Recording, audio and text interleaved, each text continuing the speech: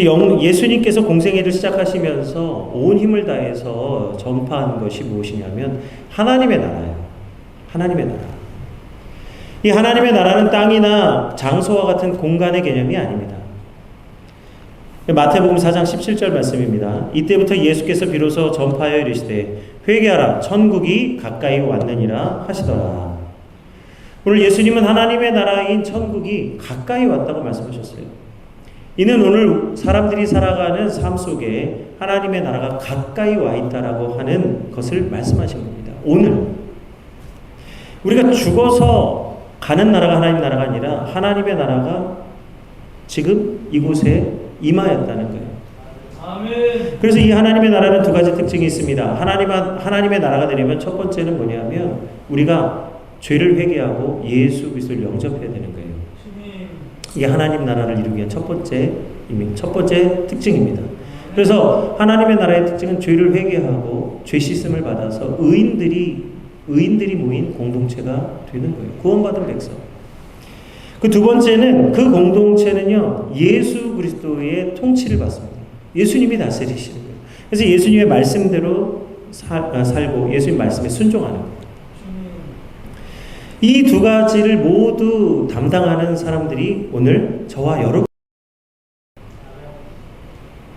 그래서 지금 여기에 하나님의 나라가 교회로 임한 줄 믿습니다. 교회가 하나님의 나라예요. 왜요? 우리가 회개하고 예수 그리스도를 영접하여서 교회가 되었어요. 오늘 우리가 교회가 되어서 하나님의 말씀을 듣고 순종하기 때문에 계속해서 하나님의 나라, 교회가 되는 것입니다. 그래서 주를 믿는 성도들은 오늘 우리가 주를 믿는데 우리 주님을 믿고 영접한 성도들은 죽지 않고 살아서 하나님의 나라로 나아가게 될 줄 믿습니다. 지금 우리가 하나님의 나라인데 우리가 죽어서도 죽지 않고 여기서 죽는다는 것은 멸망한다는 것을 말해요. 그래서 살아서 주를 믿는 자들은 죽지 않고 하나님의 나라로 옮겨지게 될 줄 믿습니다. 근데 여기와 하나님의 나라가 연결되어져 있는 거예요.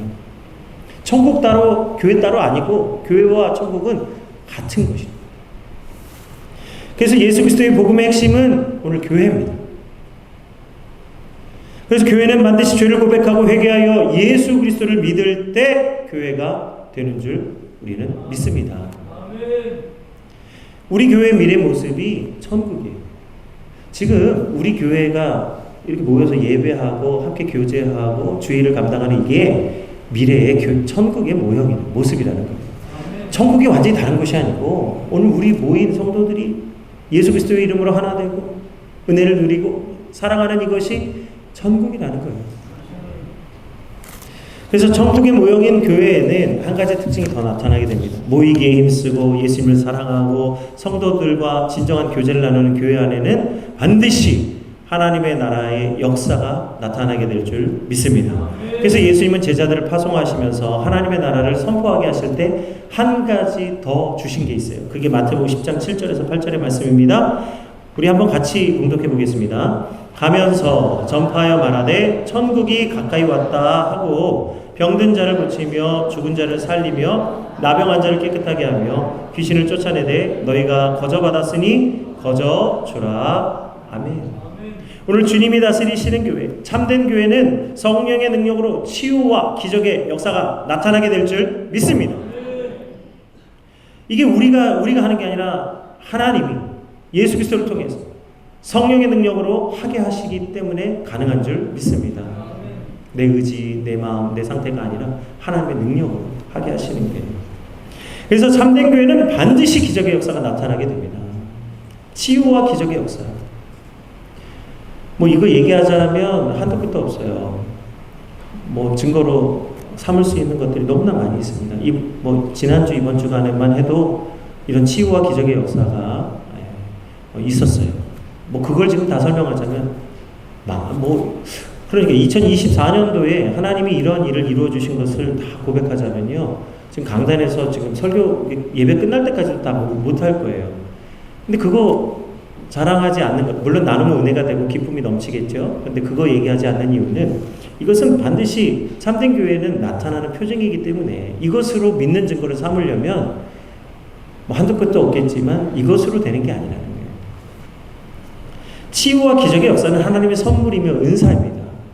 우리에게 주신 것이기 때문에 반드시 나타나는 것이기에 이걸 자랑하는 게 아니라 선물을 자랑하는 게 아니라 누구를 자랑해야 될까요? 선물을 주시는 예수 그리스도를 자랑하는 거죠.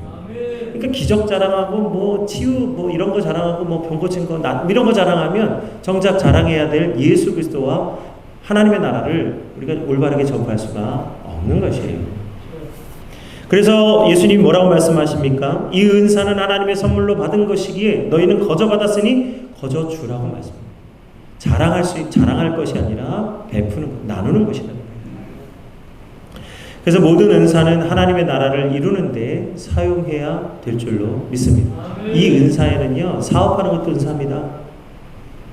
오늘 뭐 영역주권이란 말 좀 어려운 말이지만요, 영역주권이란 말은 뭐냐면 하나님이 내게 주시는 은사를 세상에서 사용하는 거예요. 그래서 사업하는 분들은 열심히 사업해서 이윤을 남기는 거, 그거 하나님 은사예요.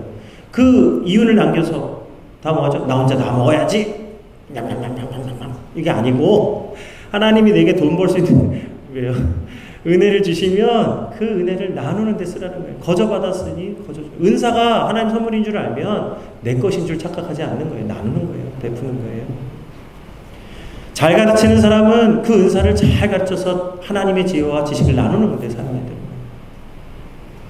그 은사가 다 다양하거든요. 어떤 사람은 정말 부러운 은사들이 너무 많이 있어요. 온유의 은사. 뭐 정말 그냥 같이 있으면 너무 기쁨이 되고 즐거운 분들이 있어요. 그 은사를 주를 위해서 사용하면 하나님의 나라를 이루게 될 줄 믿습니다. 근데 오늘 우리 이 자리에 계신 모든 성도님들은 다 은사가 있으세요. 어떤 분들은 나는 은사가 없어 하시는 분들이 천만의 만만의 말씀입니다. 다 은사가 있으신 거예요. 자신은 몰라도 하나님은 아시죠. 자기 자신을 너무 몰라. 하나님이 은사를 주셨는데 몰라요. 남의 것만 좋아하니까 내가 받은 은사가 뭔지 모르죠.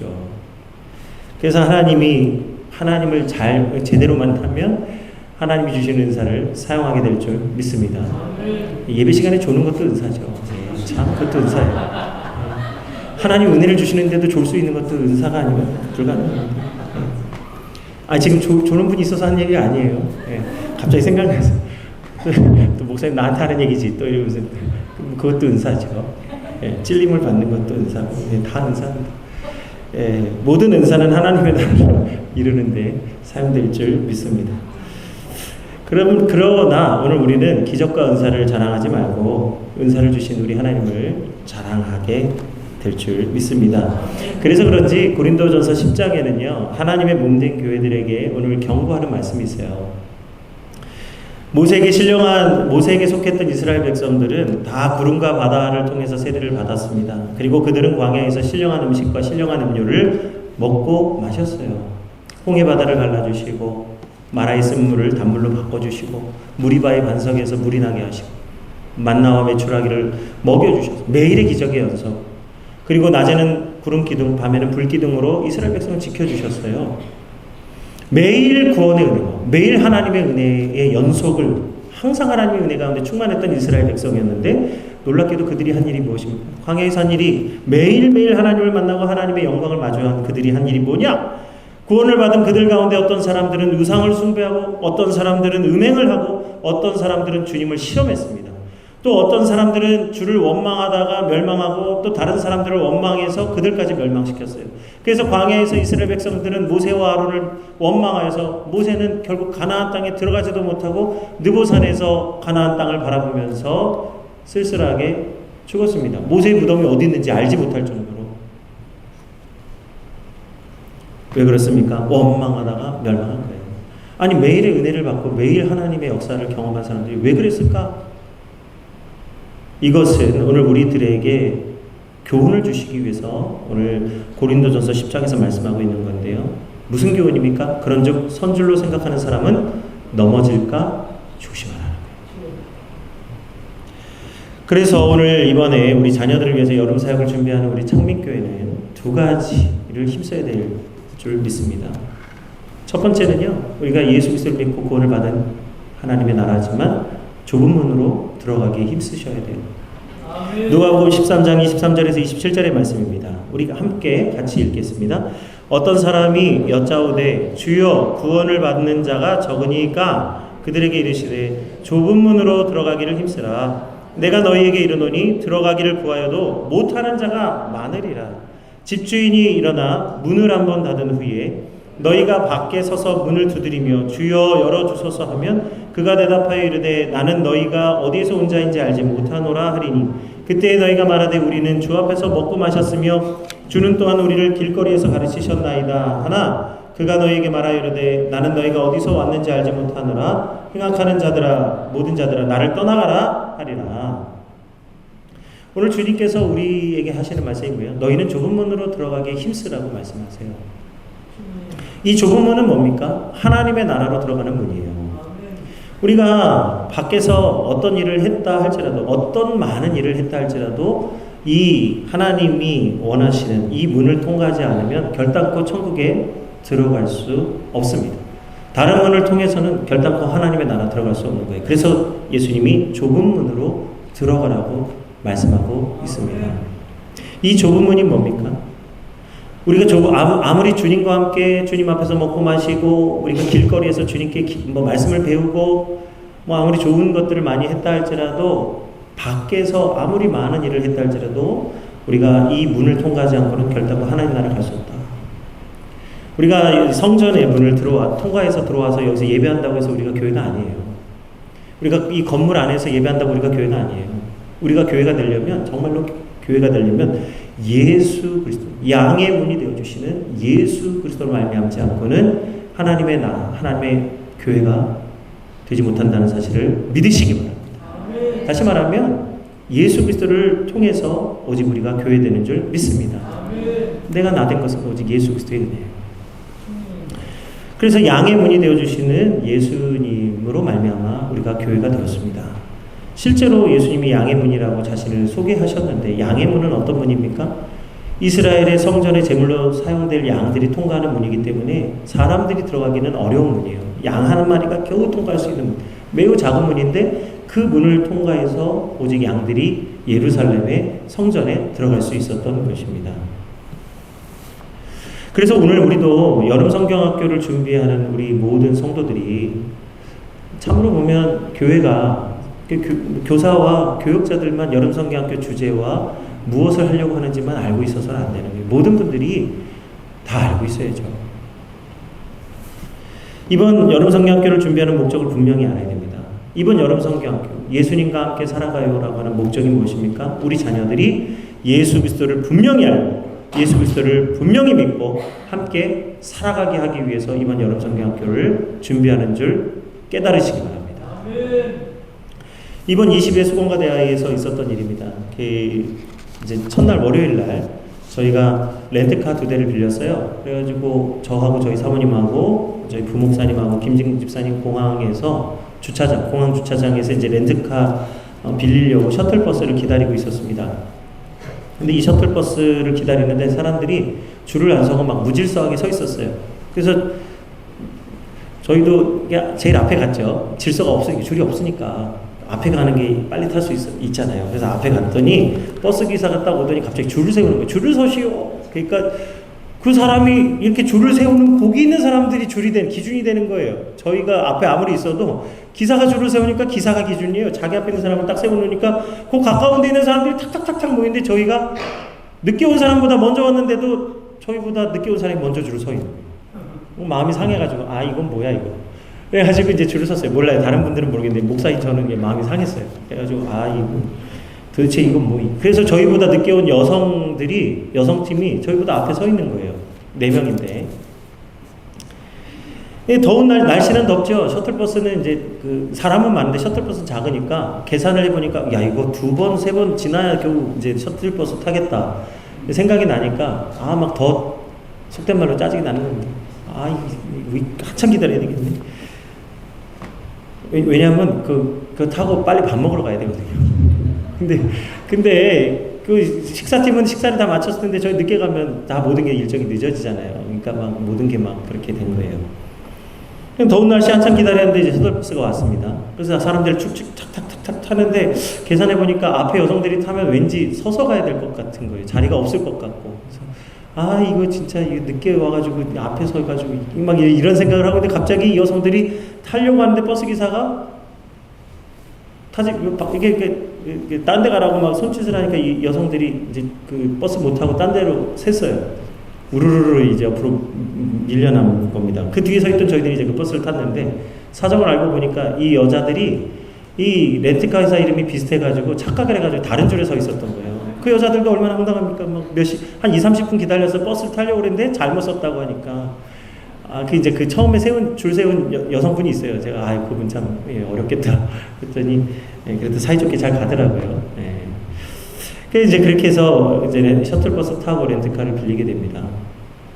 우리가요, 분명히 알지 못하면 엉뚱한 일 하는 거예요.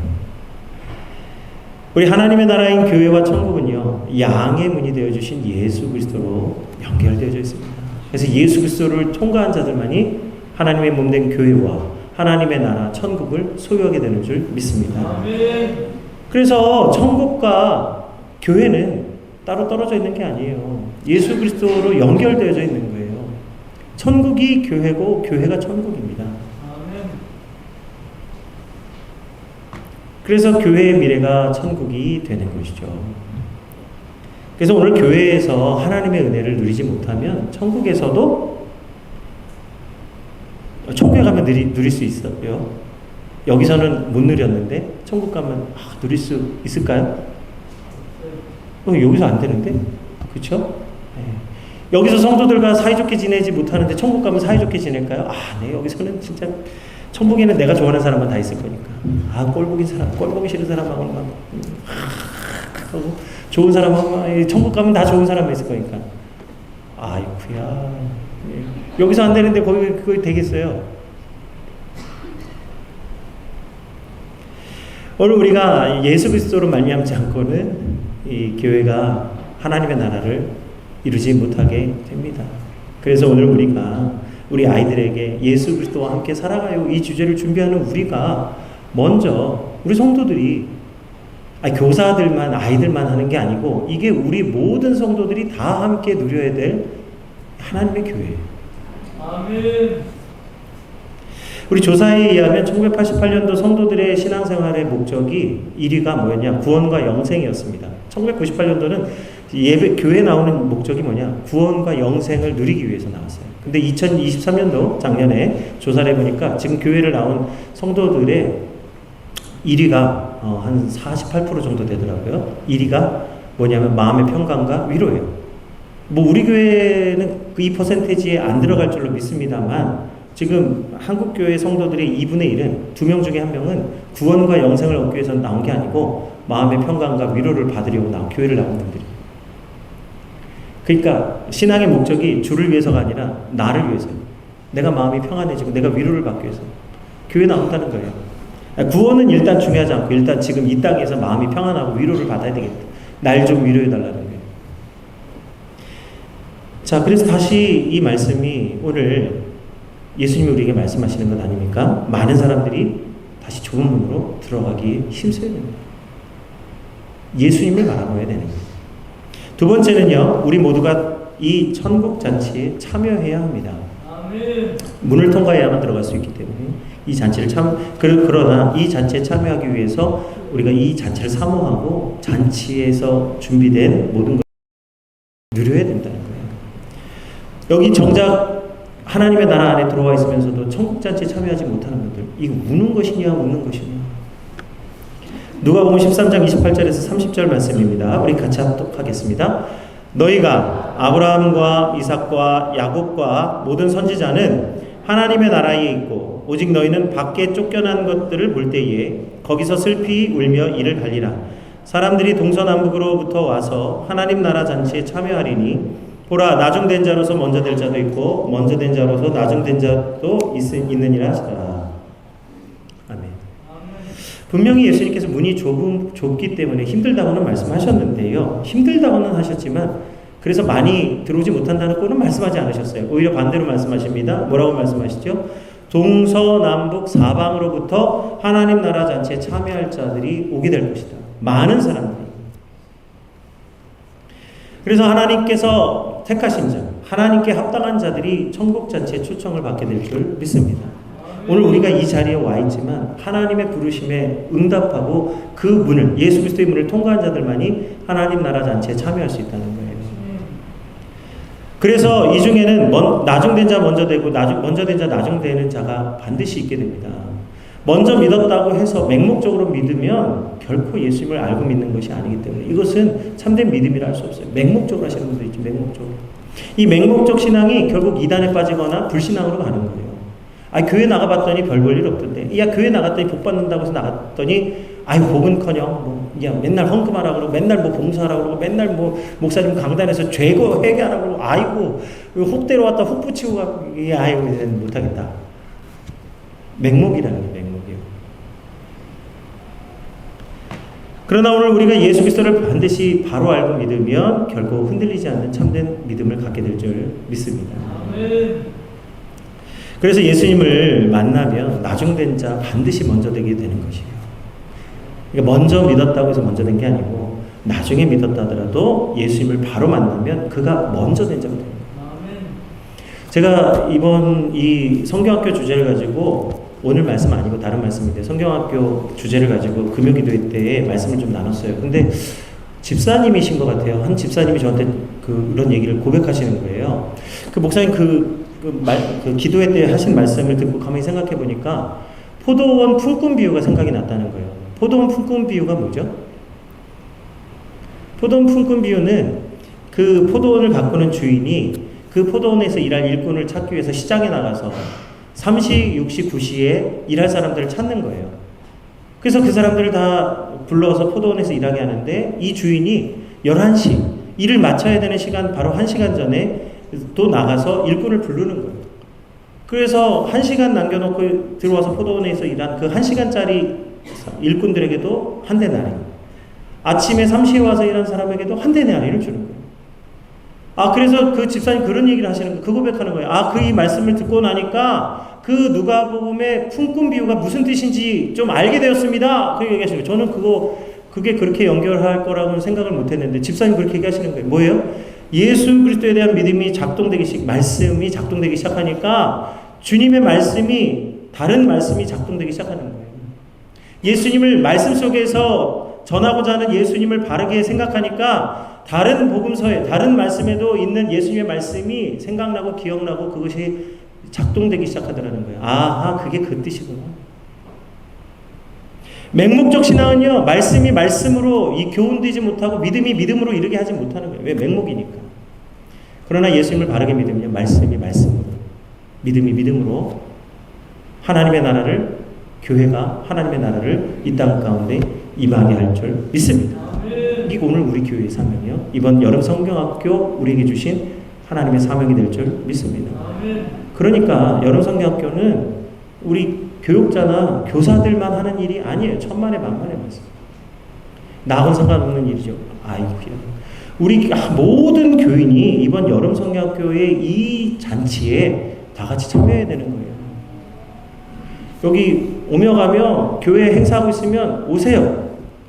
오셔서 잘한다. 우리 아이들 착하다. 칭찬 한번 해주고 머리 한번 쓰다듬어 주고 가시는 것이 그것이 하나님의 나라의 의를 이루는 거예요. 어린아이에게 냉수 한 그릇 대접하는 것이 그건 내게 하는 것이라 하신 대로 교사만 하는 일이 아니라 모든 사람이 함께 해야 되는 일이에요. 누구만 하고 누구만 하지 않는 일이 아닙니다. 하나님의 일은 모두가 함께 공유해야 될 은혜라는 거예요.